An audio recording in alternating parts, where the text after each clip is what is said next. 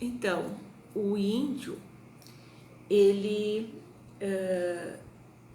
ele tem, né, hoje, essa, como eu falava, essa nossa visão de destruição, né, e extinção de povos indígenas inteiros. E é importante salientar, né, a nossa grande preocupação com a Covid, né, a entrada de garimpeiros, de evangelizadores, de pessoas dentro das comunidades indígenas, levando o vírus, e a gente vendo vários né, índios infectados, e uma preocupação mundial com essas comunidades, né? Então, além de toda a questão do garimpo ilegal, da queima dos incêndios nas florestas, além da morte, né, do assassinato de indígenas, ainda hoje a gente, né, tem a Covid, que é uma pandemia e atingiu as comunidades indígenas fortemente, né? Então nós estamos vendo toda essa extinção dos índios, né? A redução dos seus territórios, as legislações para reduzir os territórios indígenas. Eu tomo a liberdade de fazer um comentário com vocês, meus alunos. Qual é a necessidade, né? Qual é a necessidade? Qual é a necessidade de tanta ganância? Se temos terras para cultivar, por que mexer na floresta? Por que mexer nos povos que a protegem? Porque vocês imaginem, né? A gente já sabe que a destruição da floresta vai causar efeitos climáticos sérios, né? Vai surgir, tem estudos de novas pandemias, de novos problemas que possam surgir com isso, né? Os rios, né? Tudo é impactado. Então, preservar a cultura indígena é preservar a existência da humanidade, é preservar nós, é preservar todo mundo. Então, eu fico sempre pensando qual é a dificuldade de entender isso, né? Por que agirem desta maneira, né? Então, o enfraquecimento dos meios de sobrevivência tradicional, porque no momento em que tu derruba a floresta, no momento em que você polui com mercúrio o rio, você está contaminando o peixe, você está destruindo a possibilidade da caça, da sobrevivência tradicional dos povos indígenas, né?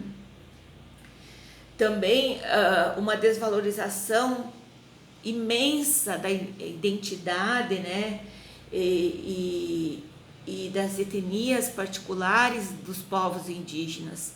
Isso é visível, né, nas políticas hoje implementadas pelo Ministério do Meio Ambiente, né, nas declarações infelizes, né, que a gente está percebendo aí,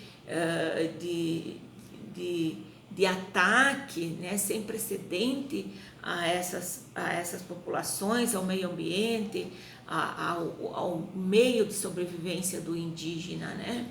E a gente que está aqui na Amazônia, a gente respira, né, todo esse momento, a gente vive esse momento preocupante junto com o nosso aluno que é descendente indígena, que tem a sua família na aldeia, que está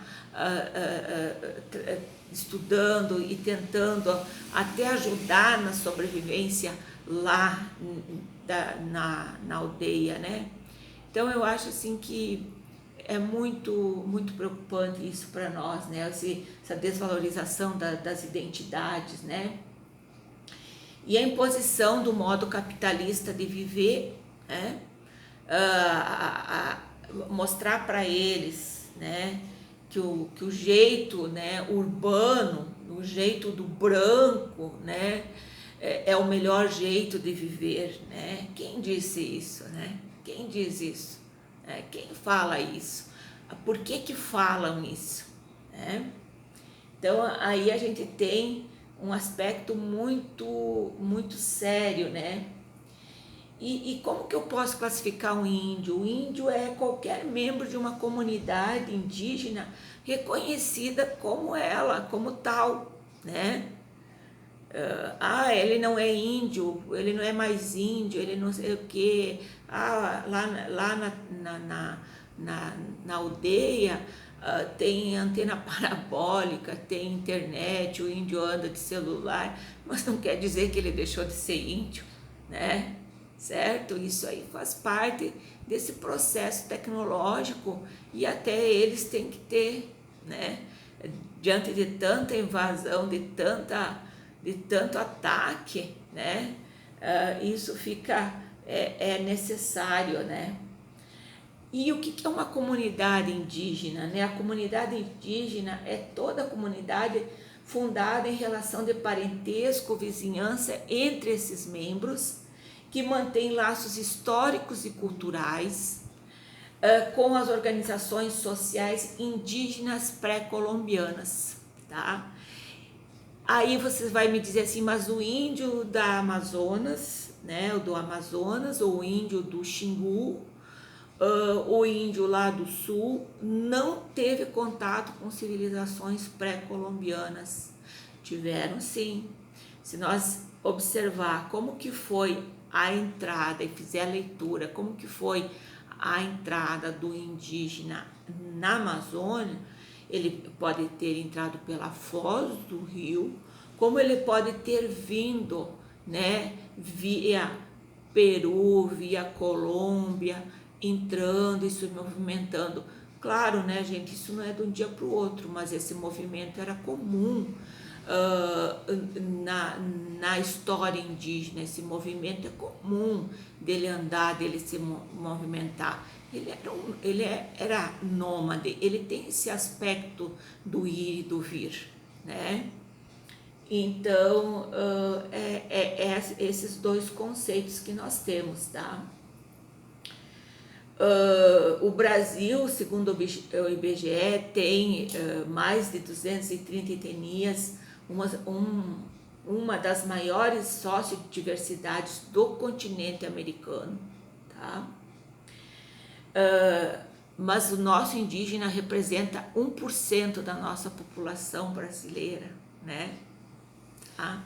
E por que ele incomoda tanto se ele é 1% só da nossa população, né? Os povos indígenas apresentam são vulneráveis em termos de saúde e de exposição ao álcool e à violência, tá? Também, segundo o IBGE, 17 mil índios, 0,4% da população brasileira, né? 817 mil índios, 0,4% da população brasileira, estão distribuídos em 688 lugares, terras indígenas e algumas áreas urbanas, né? Então é muito pouco espaço ocupado. Há ainda grupos requerendo reconhecimento da sua condição indígena, né? Temos a obrigação de uma recuperação demográfica, de espaços demográficos, direitos indígenas ainda para serem reconhecidos e uma luta, né, de uma compensação de uma dívida histórica pelo reconhecimento das identidades indígenas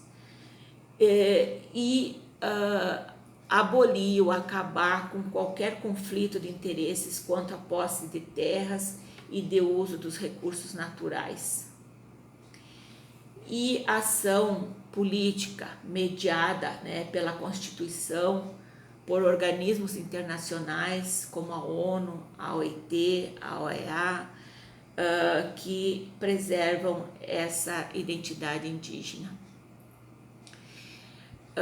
Então, é necessário reconhecer e valorizar a identidade étnica específica de cada uma das sociedades indígenas, em particular, compreender suas línguas e suas formas tradicionais de organização social, de ocupação da terra, do uso de recursos naturais.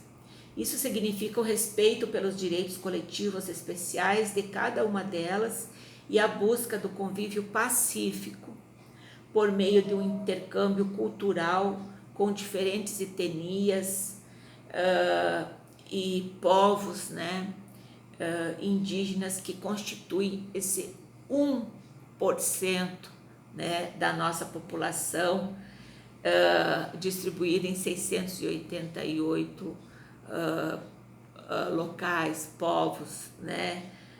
Então é muito pouco para um território tão grande como o nosso, né? Tá? Essa declaração, ela foi tirada do documento Povos, tá? Povos indígenas, diversidade das sociedades indígenas, que também está disponível para vocês na web. Pessoal, então, se tratando dos povos indígenas, né, e da nossa, do que nós recebemos deles, é a nossa cultura, é a nossa fala, é o jeito que nós trabalhamos, é o jeito que nós vivemos. É muito da nossa cultura que veio do indígena, né? A nossa fala, as nossas formas. Eu sou do Rio Grande do Sul, eu posso dizer a cultura do chimarrão, né? Da erva mate, a cultura, as falas, vários locais com nomes tupis, guaranis, né? A